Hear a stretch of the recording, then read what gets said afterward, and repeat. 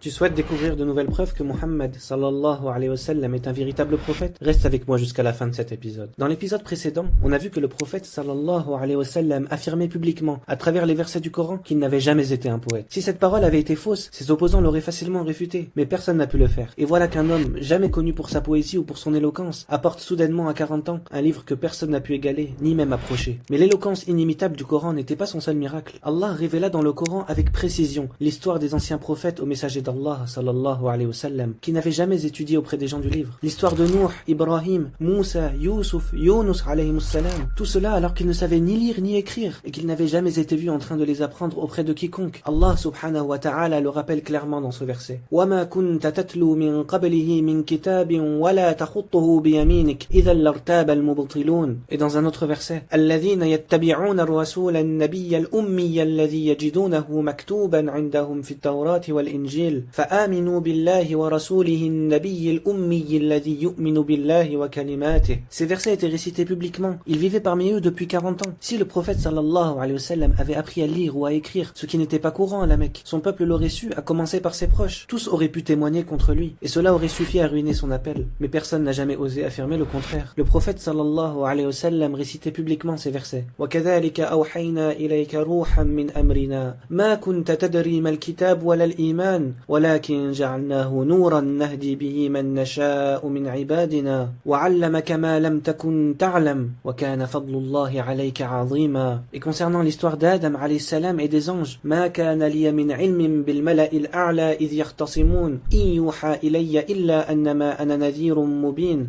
Et concernant l'histoire de Nuh alayhi salam, تلك من أنباء الغيب نوحيها إليك ما كنت تعلمها أنت ولا قومك من قبل هذا. Et concernant l'histoire de Youssouf alayhi salam, نحن نقص عليك أحسن القصص بما أوحينا إليك هذا القرآن وإن كنت من قبله لمن الغافلين. C'est la preuve que le prophète sallallahu alayhi wa sallam ne s'était jamais intéressé à ces récits auparavant. Il n'en avait jamais parlé autour de lui, ni publiquement, ni même à ses proches. Il n'avait jamais fait preuve d'intérêt pour l'histoire des prophètes anciens. Pourtant, apprendre tous ces récits avec leurs détails, leurs profondeurs, leurs enseignements demande du temps et des efforts, un accès direct aux écritures dans leur langue, des voyages répétés, des enseignants présents à ses côtés pendant des années. Si le prophète sallallahu alayhi wa sallam s'était dédié à cette science, cela serait connu de tous, mais personne n'a jamais constaté cela chez le prophète sallallahu alayhi wa sallam, un homme illettré qui est arrivé soudainement à 40 ans avec toute cette science des prophètes anciens.